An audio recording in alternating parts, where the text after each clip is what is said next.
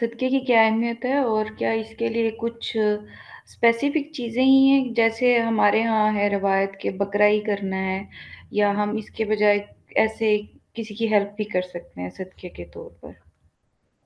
صدقے کے طور پر تو آپ یہ دیکھیے کہ آپ کے گرد و پیش میں لوگوں کی ضرورتیں کیا ہیں. یعنی کیا کسی بچے کی مدد کی جا سکتی ہے، کیا کسی کی تعلیم کا بندوبست کیا جا سکتا ہے. آپ کے ہاں ایسا تو نہیں ہے کہ دائیں بائیں لوگ بھوکے مر رہے ہیں. یہ ساری چیزیں جتنی ہیں وہ صدقہ ہی ہیں. اللہ کی راہ میں جب آپ کوئی چیز خرچ کرتے ہیں تو وہ آپ ضرورت کے لحاظ سے اور حالات کے لحاظ سے خرچ کریں. اللہ تعالیٰ اس کو قبول فرمائے گا. اس میں کسی جگہ بھی یہ نہیں کہا گیا کہ آپ کوئی جانوری ذبح کریں گے تو وہ صدقہ ہوگا. یہ تو بالکل ایک جاہلانہ تصور ہے جو لوگوں نے قائم کر لیا ہے. مذہب میں ایسی کوئی چیز نہیں ہے. البتہ قربانی الگ سے ایک عبادت ہے اور بہت بڑی عبادت ہے. قربانی اصل میں نظر کی علامت ہے.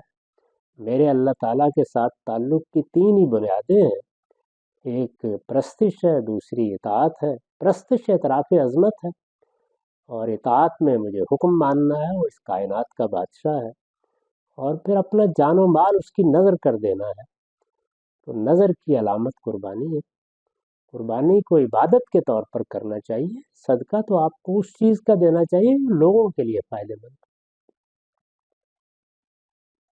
سر ہمارے ہاں اکثر کہا جاتا ہے نا کہ بلا ٹالنے کے لیے آپ کو بکرا ہی کرنا ضروری ہے.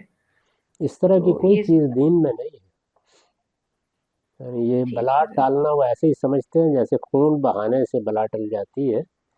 یہ ہندوانہ تصورات ہیں جو ہمارے یہاں آ گئے ہیں. دین میں ایسی کوئی چیز نہیں.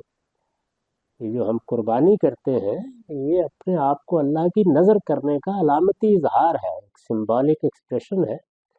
اس کا اس سے کوئی تعلق نہیں.